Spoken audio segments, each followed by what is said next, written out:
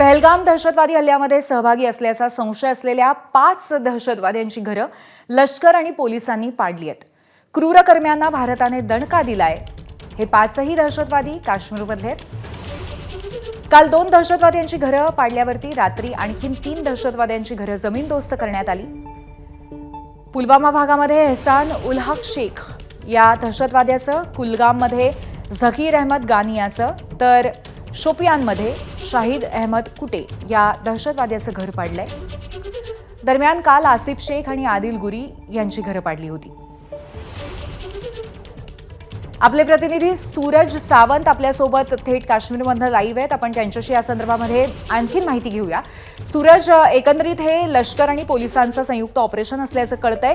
नक्की कशा पद्धतीने हे करण्यात आलं आणि कशा पद्धतीने ही कारवाई झाली?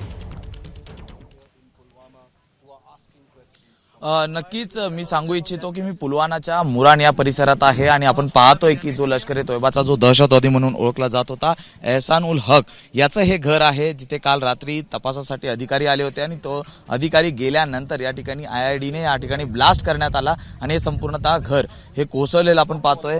या घरांची आपण परिस्थिती पाहतोय की IIDच्या या ब्लास्टमुळे यांचंच नाही तर शेजार परिसरातल्या देखील 100 जी घरं आहेत त्यांचं देखील नुकसान झालेलं आहे. 2022 पासून हा जो अतिरेकी होता हा लष्कर ए तोयबासाठी सक्रियरित्या काम करत होता. इथून स्थानिकांकडून मिळालेल्या माहितीनुसार 2018 मध्येच त्यांनी हे घर सोडलं होतं. मात्र सध्या त्याच्या घरात त्याचे वडील, भाऊ आणि आई हे राहत होते. काल या घटनेनंतर तपास यंत्रणा आहे त्यांनी त्यांच्या वडिलांना आणि मुलाला ताब्यात घेतलेला आहे. तर आई ही शेजाऱ्यांच्या घरात आहे, ज्या ठिकाणी आम्ही मगाशी गेलो होतो. मात्र ते कुठलेही शब्द या ठिकाणी बोलण्यास इच्छुक नसल्याची प्रतिक्रिया त्यांनी दिलेली आहे. आपण पाहतोय की हेच ते एहसान उल हकचं घर आहे, जो 2018 पासूनच या ठिकाणाहून बेपत्ता होता. त्याचे वडील इथेच शेतीचं काम करायचे आणि त्यानंतर आपण ही संपूर्ण परिस्थिती पाहतोय की जे संशयित आहेत त्यांची घरं ही अशाच पद्धतीने पाडण्यात आलेली आहेत.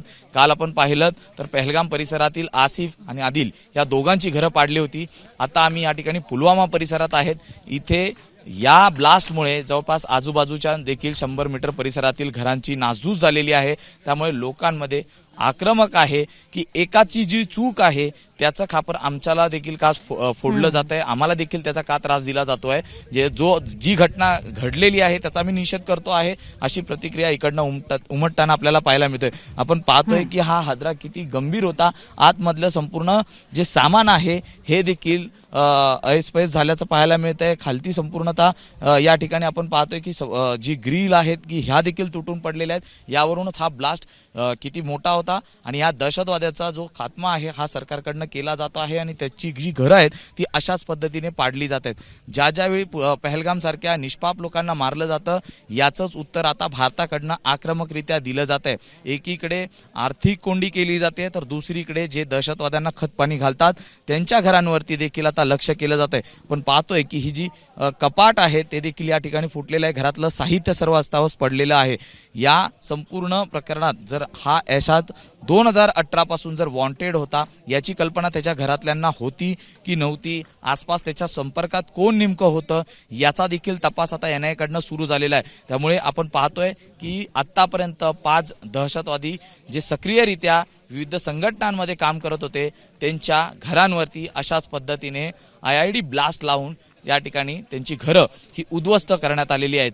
हा एक मेसेज आहे की जे दहशतवाद्यांना खतपाणी घालणार त्यांची परिस्थिती अशाच पद्धतीने केली जाईल. नक्कीच सूरज, पण त्याचबरोबर आपण बघतोय की संशयित तो आधीपासून होता, त्यामुळे आधी का कारवाई केली गेली नाही हा मुद्दा तर आहेच. पण त्या व्यतिरिक्त जसं तू म्हणालास की आजूबाजूच्या घरांचं सुद्धा नुकसान झालंय, त्यामुळे आता कुठेतरी अशा पद्धतीने कारवाई करत असताना काश्मीरमधल्या स्थानिक सुरक्षेची जबाबदारी सुद्धा तिथल्या लष्करावरती येते. काय वाटतं?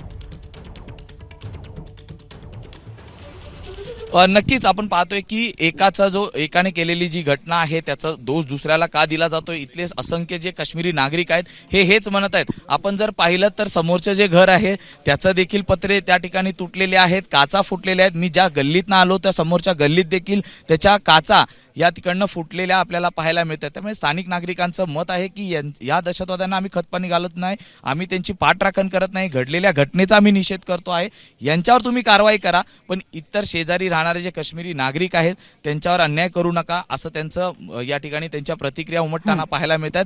मात्र ज्या पद्धतीने काश्मीरमध्ये सध्या काही जे सुरू आहे, पहलगामच्या घटनेनंतर या ठिकाणी संपूर्ण तपास यंत्रणा ही आक्रमकरित्या अशाच पद्धतीने कारवाई करत आहे. जे दहशतवाद्यांना खतपाणी घालत आहेत किंवा त्या पद्धतीने सक्रियरित्या काम करत आहेत त्यांच्या घरांवरती कालपासून अशाच पद्धतीने IED ब्लास्ट लावून त्यांची घरं ही तोडत आहेत. हा एक मेसेज दिला जातो आहे की जर का तुम्ही दहशतवाद्यांना खतपाणी घालाल तर अशाच पद्धतीने उद्या तुमच्याही घरावरती देखील कारवाई होईल. त्यामुळे बरोबर, संपूर्णतः नक्की पहलगामच्या सुरेश. त्यामुळे सगळ्याच पातळीवरती कुठेतरी स्थानिकांची सुद्धा जबाबदारी वाढलेली आहे आणि त्याचबरोबर कुठेतरी सुरक्षा तरीही स्थानिक पातळीवरती असावी या दृष्टीने शासन आणि व्यवस्थांची सुद्धा जबाबदारी वाढलेली आहे. धन्यवाद आपण दिलेल्या माहितीबद्दल. ABP माझा, उघडा डोळे बघा नीट.